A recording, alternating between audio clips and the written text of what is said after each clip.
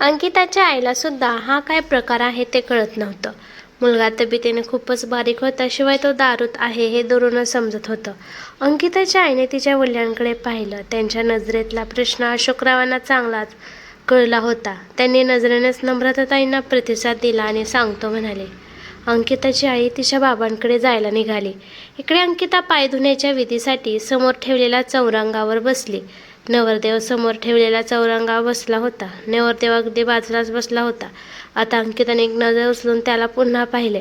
अंकिता जेव्हा नवरदेवाच्या समोर आली तेव्हा तिचं सौंदर्य पाहून तो पुरता घाळा झाला होता. आधीच दिसायला सुंदर, त्यात हा नवरीचा साज शृंगार. तिला पाहताच तो तिला हळूच म्हणाला, एकदम अप्सरा दिसत आहेस तू. आणि त्यासरशी त्याच्या तोंडातून दारूचा वास तिच्यापर्यंत पोहोचला. तिला तर आधीच त्याच्याकडे पाहण्याची सुद्धा इच्छा होत नव्हती आणि तो मात्र तिच्याशी बोलायचा बहाणा शोधत होता. तो तिला पुन्हा म्हणाला, बोल ना राणी. अंकिताला खूप जास्त किळसवाणे आणि अगतिक झाल्यासारखे वाटत होते. आयुष्यात असाही प्रसंग येईल याचा तिने कधी विचारच केला नव्हता. आईवडिलांच्या निर्णयावर डोळे झाकून विश्वास केल्याचं हे फळ मिळणार होतं का तिला? आणि आईबाबा इथेच आहेत तर हे सगळं पाहून काही का करत नाहीयेत याचं आश्चर्यसुद्धा वाटलं. नवरदेवाच्या एका भावाने अंकिताचे पाय धुतले आणि सोबत आणलेले लग्नाचे दागिने व साडी तिला सुपूर्द केली. ते सगळं तिच्या मैत्रिणीच्या हातात दिलं. आता अंकिताला मांडवातून पुन्हा एकदा घरात जाऊन ती लग्नाची साडी आणि दागिने परिधान करायचे होते. ती नवरी असल्याने तिने मान खाली घालून हळूहळू चालत घरात जायचे आणि सोबतच्या मैत्रिणीने तिच्या मागे चालायचे असे अपेक्षित होते. पण अंकिताच्या सहनशक्तीची मर्यादा संपली होती आणि तिला काहीच न सुचल्याने ती लग्न मंडपातून भरभर निघून सरळ तिच्या घरात जायला निघाली. सुरुवातीला तर काय होतं हे कोणालाच कळलं नाही आणि सगळं काही समजेपर्यंत अंकिता घराच्या उंबऱ्यापर्यंत पोचली सुद्धा होती. ईश्वरीताईंनी तिला आवाज दिला पण तिने मागे वळून सुद्धा पाहिले नाही. तिची आई लगेच तिच्या मागोमाग आत आली. त्यानंतर जवळजवळ घरातील सगळेच आत यायला लागले. अंकिताची आई तिला म्हणाली, काय झालं अंकिता, तू अक्षरशः धावतच मंडपातून घरात का आलीस? मला नाही करायचं त्यांच्याशी लग्न. अंकिता रडतच म्हणाली. उंबरठ्यातून आत येत असणाऱ्या तिच्या वडिलांनी तिचे हे बोलणं ऐकलं आणि त्यांच्या काळजात एकदमच धस्स झालं. अंकिताच्या आईने हळू आवाजात तिला म्हटलं, काय बोलत आहेस अंकिता, हळू बोल, सगळे ऐकतील. ऐकू दे ऐकायचं असेल तर. मला हे लग्न नाही करायचं. तो खूप जास्त दारू प्यायला आहे. त्याचे डोळे खूप भीतीदायक वाटले आहे आई मला. मला नाही करायचं त्याच्याशी लग्न. अंकिता डोळ्यात पाणी आणून विनवत होती. अगं ये, काय बोलत आहेस तू? तुला तरी कळतंय का? लग्न आहे, काही खेळ नाही. गपचीप जाऊन मांडवात बस. लोक कुजबूज करत आहेत. नवरी अशी कशी मांडव सोडून निघून आली म्हणून तुझ्या बाबांच्या इब्रतीचा जरासुद्धा विचार नाही आला का तुझ्या मनात? ईश्वरीताई रागाने कडाडत म्हणाला, यात माझी काही चूक नाही. मला आधी नव्हतं माहीत मुलगा असा आहे म्हणून. मला सगळं दिसतं असून सुद्धा मी लग्न करावं असं वाटतंय का तुम्हाला? अंकिता काकुळतीला येत म्हणाली. इतक्यात आजी तावातावाने समोर येत म्हणाली, ए पोरी, बापाने तुला डोक्यावर बसवलं म्हणून वाया नको जाऊ. काहीतरीच काय नाटक. लग्नाच्या दिवशी लग्न मोडलेलं ऐकलंयस का कधी? मुलगा दारू पितो म्हणून कुठलं लग्न मोडलं असं ऐकले का कधी? चल बाहेर, बस मांडवात. इतक्यात तिचे बाबा समोर येऊन तिला म्हणाले, अशी वागू नकोस ग अंकिता. अगं लोक काय म्हणतील? तोंडाला काळ फासतील तुझ्या बाबांच्या, थुथू करतील. अशी नकोस करू. मला माहीत आहे तुला काय वाटत असेल, पण सगळं काही नीट होईल. तू समजुतीने वाग फक्त. चल ना बाहेर मांडवात. बाबांच्या विनवण्याने अंकितासमोर नवीन पेच उभा राहिला होता. इतकी मोठी हिंमत करून ती मांडवातून निघून आली होती, पण बाबांसाठी पुन्हा मांडवात जावं लागेल याची तिला मनातून खूप भीती वाटली. ती मनातून एकदमच खचली. आपल्यापुढे आता लग्न केल्याशिवाय पर्याय नाही असे वाटून भीतीने तिची गाळण उडाली. इतक्यात तिचे बाबा पुन्हा म्हणाले, लवकर तयारी कर आणि मांडवात चल अंकिता. विजयरावांना दारूची सवय जरी असली तरी पण मी समजावून सांगेन त्यांना. सगळं काही सोडतील ते. तुझे बाबा सगळं काही नीट करतील. कसे काय करणार आहेस तू सगळं नीट? जरा आम्हाला पण सांग. मागून लक्ष्मीताई घरात येत म्हणाल्या. लक्ष्मीताईंना नेमकं काय बोलायचं आहे ते न कळल्याने ते प्रश्नार्थकपणे लक्ष्मीताईंकडे पाहत होते. इतक्यात लक्ष्मीताई पुन्हा म्हणाल्या, ज्याला इतके वर्ष त्याचे आईवडील सुधारू शकले नाहीत, डॉक्टर ज्याचं व्यसन सोडवू शकले नाहीत, त्याचं व्यसन तू कशा प्रकारे सोडवणार आहेस ते तर कळू दे आम्हाला. काय बोलत आहेस तू लक्ष्मीताई? अशोकराव म्हणाले. काय झाले तुला लक्ष्मी, अशी का बोलत आहेस? आज माझ्या भाचीचं लग्न आहे. तुला तर आधीच बघवल्या जात नसेल की अंकिता इतक्या श्रीमंत घरची सून होणार आहे. फक्त श्रीमंत असून काय फायदा? मुलीला एक चांगला जोडीदार मिळणं महत्त्वाचं नाही का? आणि तू त्यांना चांगल्या पद्धतीने ओळखतेस ना, मग तुला हे सगळं माहिती नाही का? हे बघ, तू जास्त बोलू नकोस. आम्ही दोघं बहीण भाऊ पाहून घेऊ काय ते. ईश्वरीताई रागाने लक्ष्मीताईंना म्हणाल्या. लक्ष्मीताई काही बोलणार इतक्यात अशोकराव त्यांना म्हणाले, मला कळेल का तुम्हाला काय बोलायचं आहे ते? इकडे माझ्या मुलीच्या आयुष्याचा प्रश्न आहे आणि तुम्ही अशा भांडताय काय? आणि तुला नेमकं काय म्हणायचं आहे ते सांगशील का लक्ष्मीताई? सांगते ना, लक्ष्मीताई सांगायला लागल्या. पण इतक्यात आजीमध्येच त्यांना थांबवत म्हणाली, आता तुझी गोष्ट ऐकायला इथे कोणाकडेही वेळ नाही. लग्नाची वेळ झाली. तू बाहेर जाऊन बस पाहुण्यात, आम्ही पाहून घेऊ आमचं. आता मात्र नम्रताताईंना राहवलं नाही. त्या लक्ष्मीताईंना म्हणाल्या, सांगा ना ताई, काय सांगायचं आहे तुम्हाला? मुलाला दारूचं खूप व्यसन आहे. त्या व्यसनापायी तो 12वी नंतर शिकूसुद्धा शकला नाही. व्यसन वाढता वाढता इतकं वाढलं की त्याला दवाखान्यात भरती करावं लागलं. तेव्हा डॉक्टरांनी सांगितलं होतं की त्याची दारू सुटत नव्हती, म्हणून कोणीतरी सल्ला दिला की लग्न लावून द्या, मग दारू सुटेल. म्हणून लग्नासाठी मुलगी पाहायला लागले. पण याचं हे व्यसन आणि वाईट संगत माहिती असल्याने ओळखीतील लोकांनी त्याला काही मुलगी दिली नाही. म्हणून मग अशी दूरच्या नातेवाईकांमधून एखाद्या गरीब घरची मुलगी पाहावी म्हणून अंकिताला पसंत केलं त्यांनी. लक्ष्मीताईंनी एका दमात सांगितलं.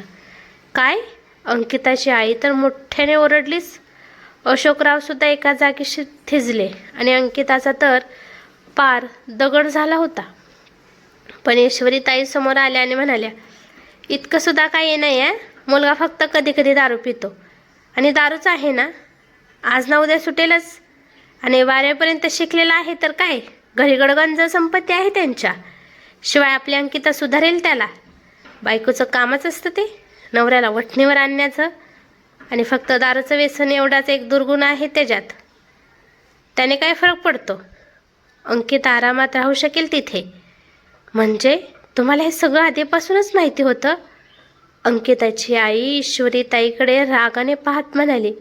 पण समोर अंकिताची आजी आली आणि म्हणाली, अगं ये, परक्या माणसांवर विश्वास ठेवून स्वतःच्या नंदेला प्रश्न काय विचारतेस? तिच्यामुळे तुझ्या मुलीच्या आयुष्याचं सोनं होणार आहे हे विसरू नकोस.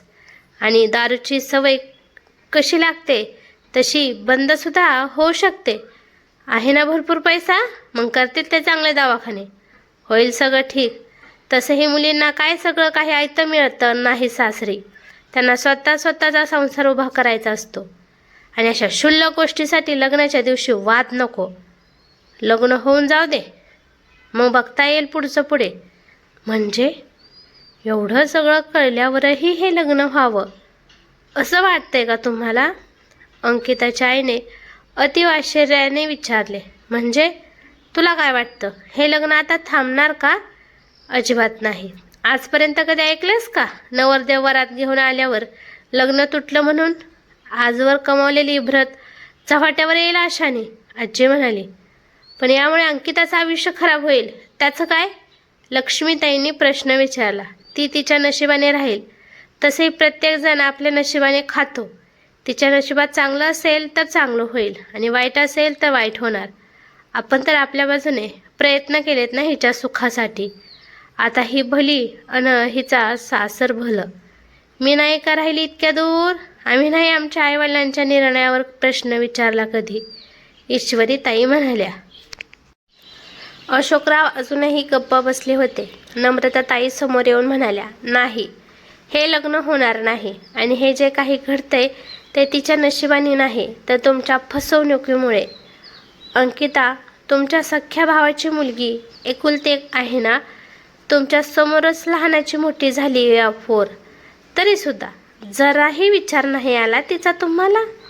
काय बोलतेस आणि कुणासमोर बोलतेस ते कळते का तुला?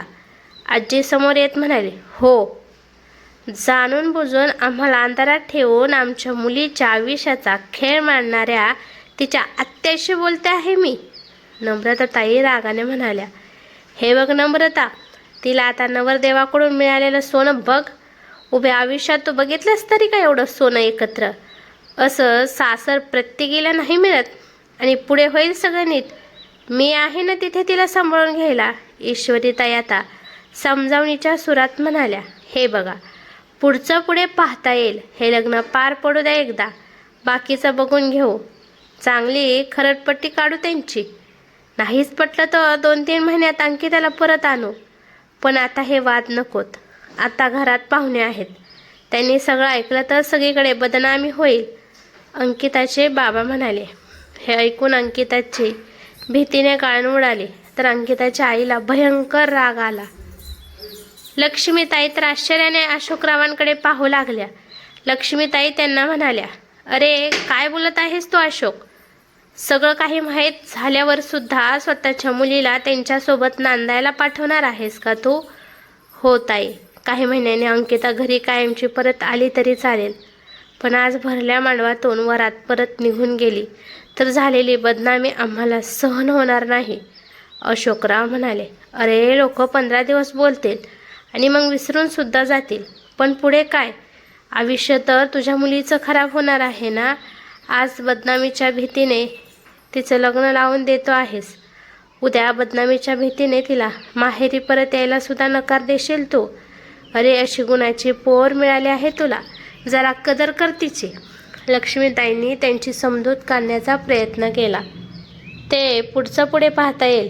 मला फक्त एवढंच कळतंय की आज हिचं लग्न झालं नाही तर मी समाजात तोंड दाखवायच्या लायकीचा उरणार नाही. अशोकराव म्हणाले, काही काय बोलताय हे तुम्ही? स्वतःच्या मुलीपुढे लोकांचा विचार करणार आहात का? मी माझ्या मुलीचं लग्न या मुलाशी होऊ देणार नाही. नम्रताताई समोर येत म्हणाल्या. नम्रताताईंचं बोलणं बाहेरून घरात येणाऱ्या नवरदेवाच्या बहिणीने ऐकलं आणि ती मोठ्याने ओरडत म्हणाली, काय बोलत आहात तुम्ही? ऐन वेळेवर काय नाटक लावली आहेत? लग्न नाही करणार म्हणून? सोयरीक जुळवताना तर एकदमच उतावळे होतात, आता काय सोंग घेताय साधेपणाचं? चला लवकर, उशीर होतो विधींना. आधी तुम्ही आम्हाला सगळं काही खरं खरं नव्हतं सांगितलं, आता आम्हाला सगळं कळले. आता हे लग्न नाही होऊ शकत. नम्रताताई समोर येऊन म्हणाल्या. इतक्यात अशोकराव त्यांना गप्प करत पुढे आले आणि म्हणाले, अंकिताची आई, जरा गप्प बसता का? आम्ही पाहून घेऊ काय करायचं ते. नवरदेवाची बहीणसुद्धा आता चांगली जोशात आली होती. ती मोठ्याने ओरडून ईश्वरीताईंना म्हणाली, काय व ईश्वरी काकू, तुम्ही म्हणालात ना मुलगी गायीसारखी गरीब आहे म्हणून? एकदा लग्न झालं की मुकाट्याने घरात पडून राहील, कुठलीच तक्रार करणार नाही. आणि आता काय हे? मुलगी तर मुलगी, तिची आईसुद्धा पुढे येऊन नकार द्यायला लागली आहे. मी समजावते त्यांना आणि मुलीच्या आईचं काही मनावर नका घेऊ. तिला एवढं काही कळत नाही. घरातील निर्णय तिला विचारून थोडीच होणार आहेत. सगळं काही माझा भाव ठरवेल आणि तो तयार आहे, ईश्वरीताई म्हणाल्या. इतका आरडाओरडा ऐकून आता नवरदेवाकडील इतर मंडळीसुद्धा आतमध्ये आली. एव्हाना सगळा प्रकार त्यांच्या लक्षात आला होता. नवरदेवाचे वडीलसुद्धा आता बोलायला लागले. काय तमाशा लावला इथे? अशाने आमची किती बदनामी होईल. लवकर लग्न लावून मोकळे व्हा, आधीच उशीर झालाय. मी सांगितले ना, हे लग्न होणार नाही. तुम्ही वरात घेऊन निघून जा इथून. नम्रताताई निर्धाराने म्हणाल्या. नम्रता, अंकिताचे बाबा खूप रागात म्हणाले. आजवर त्यांनी कधीच इतक्या मोठ्याने आणि एकेरीत त्यांना आवाज दिला नव्हता. नम्रताताई मनातून घाबरल्या पण डगमगल्या नाहीत. त्यांना माहिती होतं की आता कमजोर पडलो तर मुलीच्या आयुष्याचं वाटोळं होईल. आज ना उद्या अंकिताच्या बाबांना कळेलच की ते चुकीचे होते, पण यावेळी मुलीचं आयुष्य वाचवणं गरजेचं होतं. हे बघा, तुम्ही खूप जास्त बोलत आहात. तुम्हाला वरात घेऊन बोलवल्यावर नंतर असे ऐन वेळेवर लग्न होणार नाही हे सांगणं कितपत योग्य आहे? आणि एवढीच मुलीची काळजी होती तर मुलाला न पाहता सुद्धा लग्नासाठी होकार कसा दिला तुम्ही? श्रीमंती पाहूनच ना. मग आता काही नवीनच लावले हे? हो ना, ऐकावं ते नवलच. आणि आमच्या घरच्या बायका नाही बोलत हो एवढ्या, तेही मोठ्या लोकांमध्ये. इथे तर मुलीची आई एवढ्या मोठ्या लोकांमध्ये स्वतः सांगते लग्न करायचं नाही म्हणून. मुलीला समजावणं तर दूरच राहिलं. बरं, बोलून मुलीला लग्न मंडपात घेऊन या, नाहीतर आम्ही निघून जाऊ तुमच्या मुलीला लग्न न करता. मग काही कुणी तिच्याशी लग्न करायला तयार होणार नाही. मग आयुष्यभर घरातच बसून ठेवावं लागेल तिला. काय व? नवरदेवाची आई त्यांच्या बाबांकडे पाहत म्हणाली. नाहीतर काय, समजून काय ठेवलंय यांनी आपल्याला? मी तर म्हणतो आपण निघूया इथून. अशा लोकांची सोयरी करायलाच नको होती. चुकलंच आपलं. चला आता, नवरदेवाचे वडील म्हणाले आणि ते सगळेच घराबाहेर निघाले. बाहेर आल्यावर नवरदेवाची बहीण तिच्या वडिलांना म्हणाली, असं का बोललात बाबा तुम्ही? मोठ्या मुश्किलीने हे लग्न जुळलं होतं आणि तुम्ही म्हणताय की लग्न न करता निघून जाऊ. अगं, असेच म्हणावे लागतात यांच्यासमोर. ही गावातील लोक आहेत, त्यांना मुलीच्या आयुष्यापेक्षा स्वतःची इब्रत प्रिय असते. आपण असे म्हटल्याने आपल्या मागेच धावत येतील ते आणि पायावर नाक घासून माफी मागतील आणि हे लग्न होऊ द्या म्हणून हात जोडून विनवतील सुद्धा. तिच्या बाबांनी स्पष्टीकरण दिलं आणि ते लोक तेथून निघायच्या तयारीला लागले. इकडे ईश्वरीताई आणि आजी नम्रता ताईंवर भयंकर रागवत म्हणाल्या, बघितलं ना तुझ्या आगाऊपणामुळे काय होऊन बसले. आता ते जर निघून गेले तर तुझ्या मुलीचं आयुष्यभर लग्न होणार नाही. आपण कोणालाही तोंड दाखवायच्या लायकीचे राहणार नाही. आजवर कमावलेली प्रतिष्ठा धुळीस मिळाली तुझ्यामुळे. आजी डोक्यावर हात देत म्हणाली, त्यापेक्षा एक काम कर, पटकन जा आणि हात जोडून माफी माग त्यांची. त्यांचं मन पाघळलं तर अजूनही लग्न करायला तयार होतील ते. जा पटकन. ईश्वरीताई म्हणाल्या, मी नाही जाणार. आणि मी का माफी मागायची? माफी कुणी मागायची असेल तर त्यांनी मागायला हवी, तुम्ही मागायला हवी. आम्हाला फसवल्याबद्दल? नम्रताताई आवेशात म्हणाल्या. नम्रता, गप्प बस. यापुढे एक शब्दही बोलायचा नाही. आधी जाऊन माफी माग त्यांची, नाहीतर पोरीचा आयुष्य वाया जाईल. अशोकराव जवळजवळ ओरडतच म्हणाले, नाही, या मुलासोबत माझ्या अंकिताचं लग्न मी अजिबात लावून देणार नाही. नम्रताताई कडाडल्या. तुझ्याशी तर मी नंतर बोलेन, पण मला आधी अंकिताशी बोलायचं आहे. मग अंकिताकडे पाहत म्हणाले, अंकिता, तू आजवर मला कधीच निराश केलं नाहीस, आजही करणार नाहीस, हे मला माहिती आहे. तुझ्या आईचं डोकं काम करत नाहीये. तिला कळत नाही की अशाने तुझं आयुष्य बर्बाद होईल. पण तू तरी शहाण्यासारखी वाग आणि तयारी करून मानवात चल. मी तोवर त्यांची माफी मागून त्यांना अडवून ठेवतो.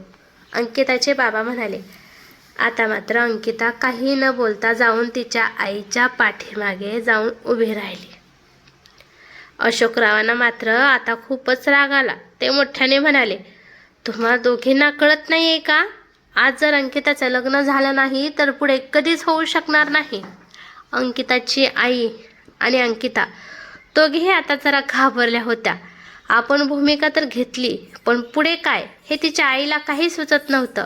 इतक्यात गर्दीतून वाट काढत एक जण तिथे आला आणि म्हणाला, अंकिताचं लग्न होईल आणि ते सुद्धा आजच, याच मांडवात. पण मुलगा मात्र तो नसेल. आणि सगळेजण आश्चर्याने त्याच्याकडे पाहायला लागले. तर समोर लक्ष्मीताईंचे मिस्टर म्हणजेच समाधानराव उभे होते. त्यांना पाहून सगळ्यांना आश्चर्य वाटले. लक्ष्मीताई पुढे येऊन म्हणाल्या, म्हणजे तुम्हाला नक्की काय म्हणायचं आहे? म्हणजे हेच की या मुलाशी तिला लग्न करायचे नाही, पण तिने लग्न करायला मात्र नकार दिला नाही. म्हणजे एखादा निर्व्यसनी चांगल्या घरातला साधा सरळ मुलगा असेल तर तिला काही हरकत नसावी लग्नाला, म्हणजे असा माझा तरी अंदाज आहे, समाधानराव म्हणाले. यावर सगळेच विचारात पडले.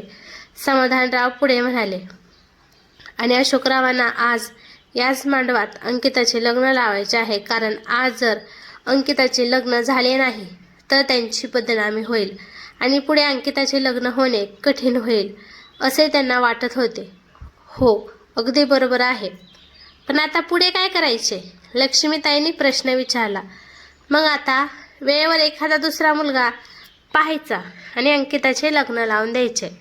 हाच एक उपाय आहे. यामुळे अंकिताच्या मनासारखे सुद्धा होईल आणि अशोकरावांच्या इब्रतीला सुद्धा धक्का लागणार नाही, समाधानराव म्हणाले. आणि त्या सरशी सगळे विचारात पडले. समाधानरावांचे म्हणणे चुकीचे सुद्धा नव्हते, पण तिथे ईश्वरीताई होती. ती रागाने म्हणाली, असे कसे? मी माझ्या शब्दावर त्यांना इथवर घेऊन आली आहे. माझ्यावर विश्वास ठेवून त्यांनी ही सोयरी केली आहे. आता काय त्यांना खाली हाताने परत जायला लावणार का तुम्ही? मी त्यांना ग्वाही दिली होती की या दोघांचं लग्न निर्विघ्न पार पडेल आणि कुणी काहीही बोलणार नाही म्हणून. मी काय तोंड दाखवणार आहे परत जाऊन सगळ्यांना? माझ्यावरचा विश्वास उडून जाईल ना त्यांचा. त्यांचा विश्वास तो विश्वास आणि आम्हा लोकांचा विश्वास तो काय मग? की इथे सुद्धा गरीब आणि श्रीमंताचा भेद करणार आहेस तू ईश्वरी? इथे तुझ्या भावाने सुद्धा तुझ्यावर विश्वास ठेवला होता ना, त्यांचा विश्वास तर तोडलास ना तू, लक्ष्मीताई म्हणाल्या. आता मात्र ईश्वरीताई खाली मान घालून तिथून जायला निघाल्या. इतक्यात कुणीतरी बाहेरून ओरडत सांगू लागले, अरे नवरदेवाकडील मंडळी गाडीमध्ये बसून मारुती मंदिराकडे गेलेत, तेथून सामान घेऊन घरी जातो म्हणालेत.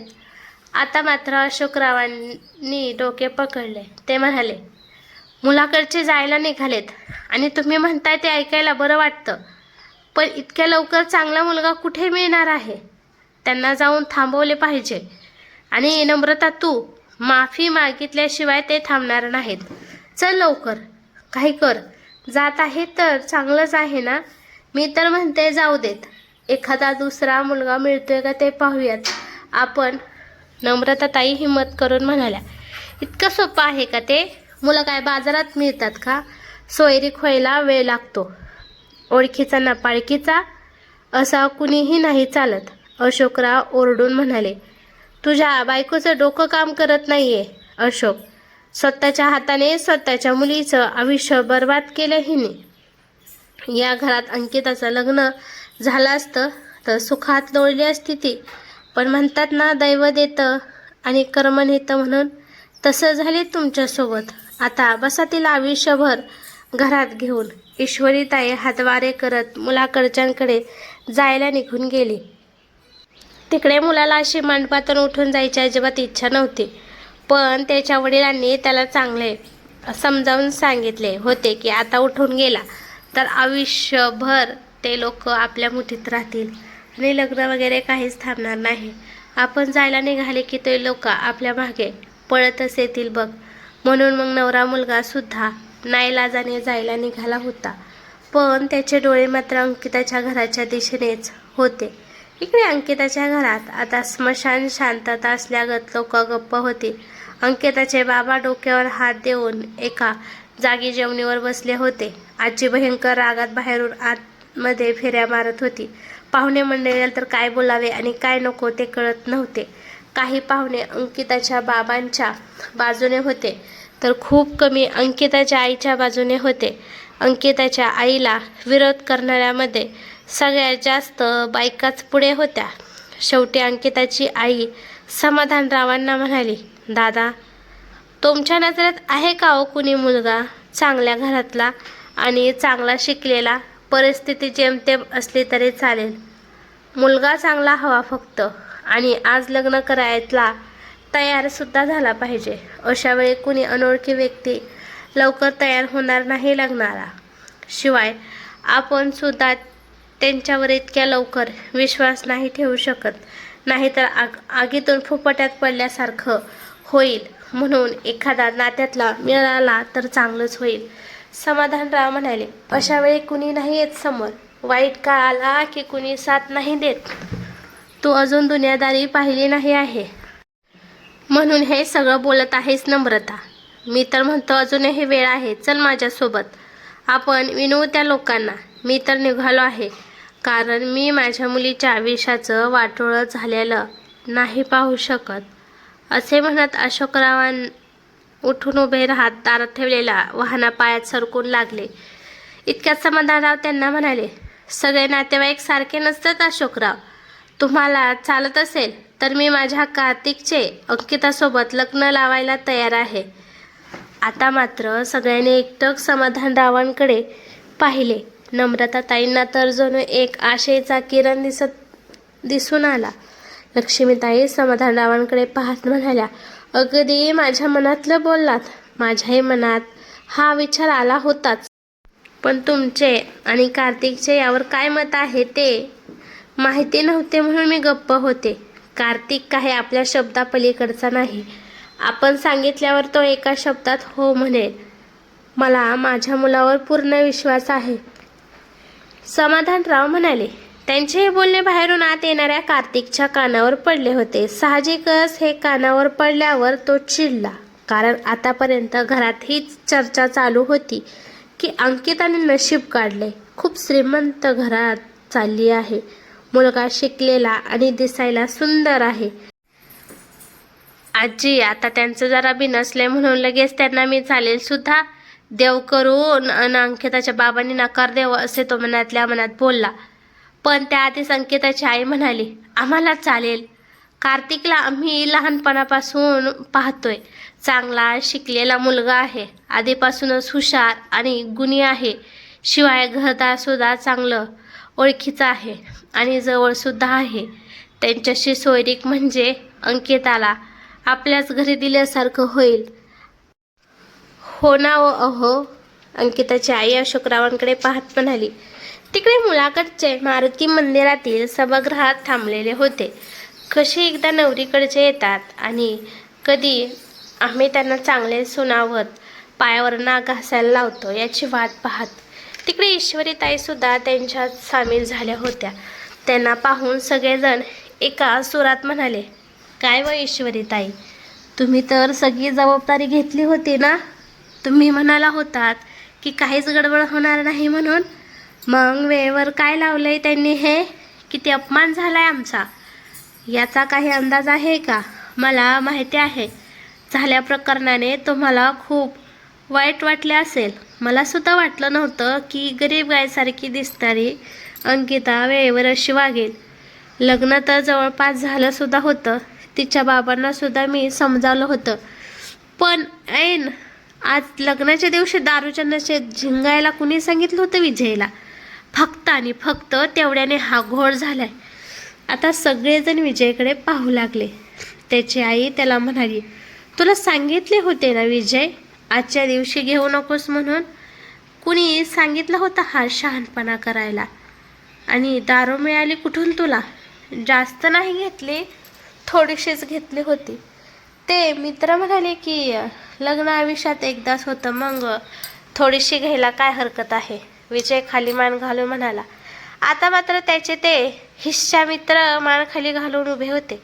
तेव्हा त्याचे वडील त्याला म्हणाले, ते काहीही म्हणतील, पण मुळात तुला स्वतःची अक्कल नाही का? आजच्या दिवस तर थांबायचं असतं.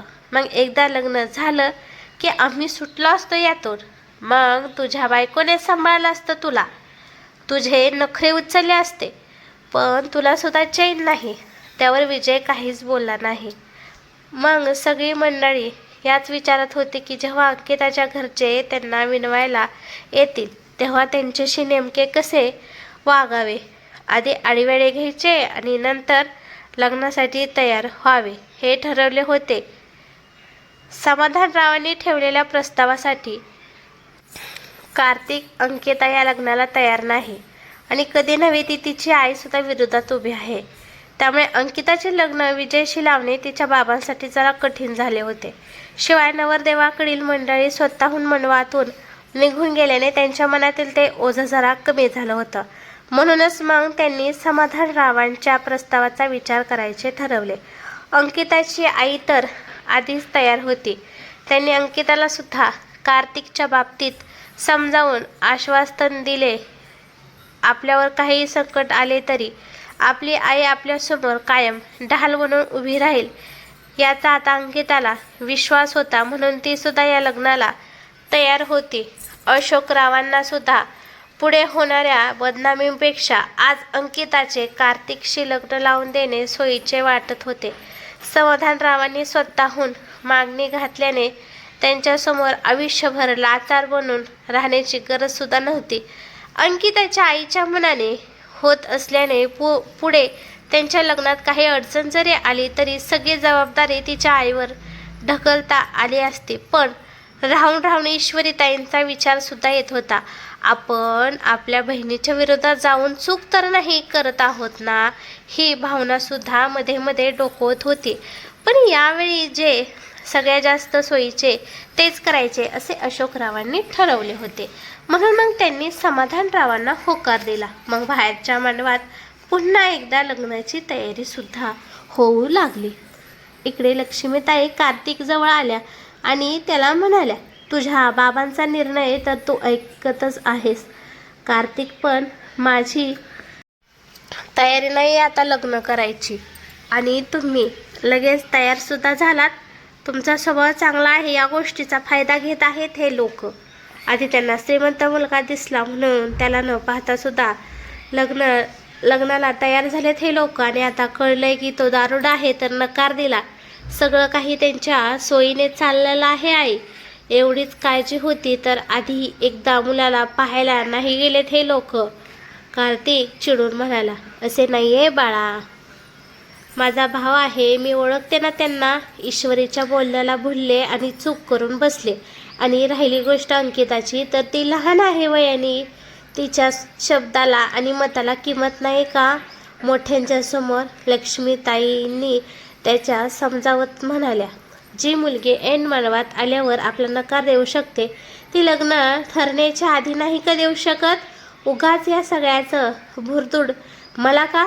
कार्तिक म्हणाला, हे बघ कार्तिक, कधी ना कधी तुझं लग्न होणारच आहे ना, मग ते आज का नको. आणि तुला जर एखादी दुसरी मुलगी पसंत असेल तर आत्ता सांग, आणि तसं काही नसेल तर या लग्नाला तयार होऊन जा. तुझ्या बाबाने शब्द दिलाय त्यांना आणि प्रसंगसुद्धा खूप नाजूक आहे त्यांच्यावर. नाही निदान आपल्या आईबाबांवर विश्वास ठेवून लग्नाला तयार हो. तुला या निर्णयावर कधीच पश्चाताप करायची वेळ येणार नाही याची ग्वाही घेते मी, लक्ष्मीताई म्हणाल्या. त्यावर कार्तिक बराच वेळ गप्प राहिला. त्यानंतर हळूच त्याच्या आईला म्हणाला, ठीक आहे, असे असेल तर मी तयार आहे. लक्ष्मीताईंना आनंद झाला. लगेच कार्तिकला तयार करायला लागल्या.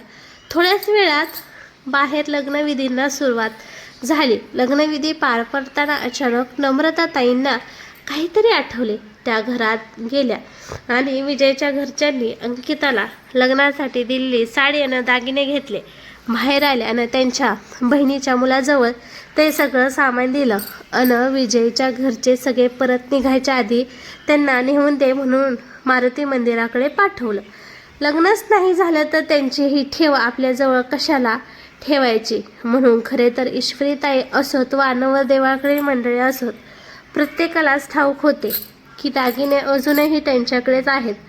पण जाताना कुणीच मुद्दाम दागिन्यांचा विषय काढला नाही, कारण त्यांना वाटले की लग्न तर होणारच आहे म्हणून. अंकिताचा मावस भाव मंदिराकडे जायला निघाला. इकडे लग्नाच्या विधी चालू होत्या. अंकिता अगदी शून्यात नजर ठेवून लग्नविधीसाठी बसलेली होती, तर कार्तिक मात्र अजूनही मनातून धुसफुसत होता. त्याला अजूनही वाटत होते की त्याच्या साध्या भोळ्या आईवडिलांना ह्यांनी त्यांच्या सोयीने वापरले आहे म्हणून. तिकडे तो मावसभाव मंदिरात पोहोचला देखील. तिथे त्याच्या ओळखीची फक्त ईश्वरीताई होती.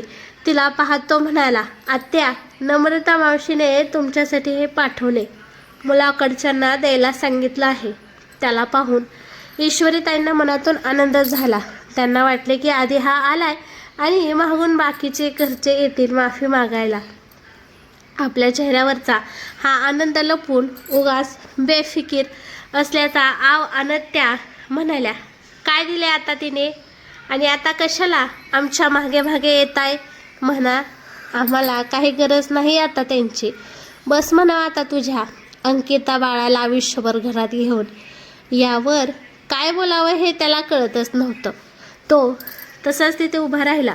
बरं, कोण कोण येत आहेत मागून? तुझी नम्रता मावशी पण यायला निघाली असेल ना? ईश्वरी ताईंनी विचारले. नाही, ते कशाला येतील? तिकडे लग्न चालू असताना त्यांना तिथेच थांबावे लागेल ना. त्यांनी फक्त हे दागिने अन साडी पाठवली आहे. मावशी म्हणाली की आता त्यांच्याशी लग्नच करायचं काही गरज नाही, तर त्यांचे दागिने परत करून ये. तो म्हणाला. त्याची गोष्ट ऐकून सगळ्यांनीच कान टवकारले. विजयचे आईबाबा, बहीण आणि तो स्वतः असे सगळेजण त्याच्या आजूबाजूला येऊन उभे राहिले. विजयचे बाबा त्याला म्हणाले. काय रे, काय बोलत आहेस तू? कोणाचे लग्न होत आहे आणि कुठे होत आहे? त्याच मांडवात लग्न होत आहे, अंकित आणि कार्तिकचे. तो सहजपणे म्हणाला. काय? विजय जवळजवळ किंचाळला. कसे होऊ शकते? लग्न तर आमचं ठरलंय ना. दुसऱ्या कोणाशी तिचं लग्न कसं काय होऊ शकतं? हो ना, डोकी फिरलीत का त्यांची? आणि हा कार्तिक कोण आहे? विजयच्या बाबाने विचारले. ते लक्ष्मी आहे ना, माझी चुलत बहीण, तिचा मुलगा आहे, ईश्वरी आत्याने सांगितले. तोच का, जो रात्रीपासून आपली सोय पाहत होता? विजयच्या बाबाने विचारले. हो, तोच, ईश्वरी आत्याने सांगितले. मूर्ख आहेत का हे लोक? त्याच्याशीच लग्न करायचं होतं तर आम्हाला कशाला बोलवलं इकडे? विजयचे बाबा रागाने म्हणाले. अहो, तुम्ही इकडे बोलत काय बसला? चला लवकर हे लग्न थांबूयात. असे कसे ते दुसऱ्या मुलाशी लग्न लावू दे शकतात? विजयची आई म्हणाली. अंकिता माझी होणारी बायको आहे. चांगलं माझं लग्न होणार होतं तिथे, पण तुम्हीच मला मांडवातून इकडे आणलं. आता तुम्हीच माझं लग्न लावून द्या तिच्याशी. काही करा, पण हे लग्न थांबवा लवकर. चला. अंकिताच्या लग्नाच्या बातमीने नशेतून खडखडीत जागा झालेला विजय म्हणाला. पण आता काही फायदा नाही. मगाशी मी आलो होतो तेव्हा लग्न तर जवळपास होत आलं होतं, आता तर झालं सुद्धा असेल. अंकिताच्या माऊस भाऊ म्हणाला. यावर सगळे चरफडले. आता सगळेजण लग्न मंडपाच्या दिशेने जायला निघाले. इकडे लग्न तर संपन्न सुद्धा झाले होते. आता कन्यादान सुरू होते. विजयच्या घरचे आले आणि मंडपात उभे राहून जोर जोरात ओरडू लागले. हे सगळं पाहायला एव्हाना सगळा गाव जमला होता. अशोकरावांना तर मेल्याहून मेल्यासारखे झाले होते. तिकडे लग्न होऊ शकलं नाही म्हणून विजयचे आईबाबा मुलीकडच्यांना वाटेल ते आणि वाटेल तसे बोलत होते. ते तर इथवर म्हणाले की अंकित आणि कार्तिकच्या आधीच काही प्रकरण चालू असेल, म्हणूनच यांनी आम्हाला फसवून ऐन वेळेवर त्याच्याशी लग्न केले असेल, असे एक ना अनेक आरोप सुरू होते. अशोकराव काहीच बोलत नव्हते. मग लक्ष्मीताई आणि समाधानराव स्वतःहून समोर आले. त्यांनी विजयच्या घरच्यांचा चांगल्या शब्दात खरपूस समाचार घेतला. लक्ष्मीताई त्यांना म्हणाल्या. इतका वेळ तुमचं भरपूर ऐकून घेतलं, पण आता जास्त बोलायचं काम नाही. तुम्ही आम्हा लोकांवर फसवणुकीचा आरोप करताय. मग तुम्ही जे केलं ते काय चुकीचं होतं? लग्नासाठी कुठला फोटो पाठवला तुम्ही मुलाचा? आठवत नसेल तर मीच सांगते, असे म्हणून त्यांनी नम्रताकडून घरचा फोन मागून घेतला आणि त्यातील फोटो बाहेर काढून दाखवत म्हणाल्या. काय आहे हे? काही दिसतंय का आता मला सांगा? या नवरदेवात आणि या फोटोत काहीतरी साम्य वाटत आहे का? विचारलं तर म्हणे लग्नाच्या तयारीत होता म्हणून वजन जरा कमी झालं. जगात काय फक्त ह्याचंच लग्न होतं का आहे का? बाकीचे नवरदेव नाहीत का बदलत? आता मात्र विजयचे बाबा जरा सपकले. मग त्याची आई म्हणाली. ती काही आमची चुकी नाही. यांना मुलीची इतकीच काळजी होती आणि इतका सुंदर नवरा पाहिजे होता तर आधीच पाहून घ्यायचं असतं ना समोरासमोर. आणि मुलीची आत्या खूप दिवसांपासून ओळखते मुलाला, तरीही तिने आमच्यापासून सत्य लपवून ठेवलं, हे आमचं दुर्दैव. पण यामुळे तुमची चूक कमी होत नाही, लक्ष्मीताई ठामपणे म्हणाल्या. तर मित्रांनो, तुम्हाला काय वाटतं? विजयच्या घरचे इतक्या सहजासहजी परत जातील का?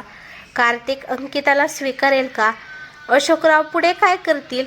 जाणून घेण्यासाठी पुढील व्हिडिओ नक्की बघा. धन्यवाद.